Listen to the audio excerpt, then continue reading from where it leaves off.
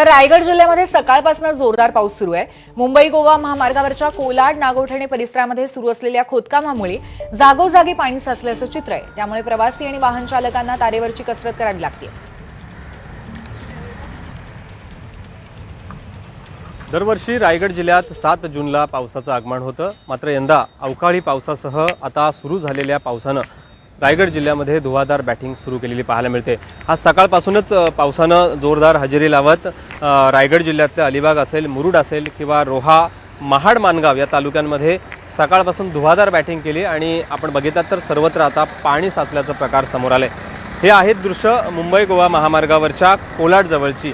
सध्या मुंबई गोवा महामार्गाचं काम सुरू आहे आणि जागोजागी रस्त्याचं खोदकाम सुरू असल्यामुळे अशा पद्धतीची डबकी आहेत ती रस्त्यांवर साचलेली पाहायला मिळतात आणि त्यामुळे प्रवासी किंवा वाहन चालक आहेत त्यांना तारेवरची कसरत करून आता वाहनं चालवायला या ठिकाणी भाग पडत आहे। आपण बघितले तर मुंबई गोवा महामार्गावरच्या अनेक भागामध्ये नागोठणे असेल, कोलाड असेल किंवा माणगाव या परिसरामध्ये ज्या भागात खोदकाम झालेलं आहे तिथे मोठ्या प्रमाणात पाण्याची तळी साचलेली पाहायला मिळतात आणि त्याच्यामुळे आता चिखलाचं साम्राज्य तयार झालंय आणि या चिखलामधनं प्रवाशांना आपला जीव मुठीत घेऊन कसरत करावी लागत आहे आणि या डबक्यांमुळे या भागांमध्ये मोठ्या पद्धतीचं दुर्गंधीचं देखील साम्राज्य पसरण्याची दाट भीती आता प्रवाशांनी किंवा येथील स्थानिक नागरिकांनी व्यक्त केलेली पाहायला मिळते। त्यामुळे पावसाचा जोर आणखीन काही तासांमध्ये वाढला तर मुंबई गोवा महामार्गावरच्या कोलाड नागोठणे परिसरामध्ये मोठ्या प्रमाणात रस्त्यावर पाणी साचण्याची दाट भीती व्यक्त करण्यात आली आहे।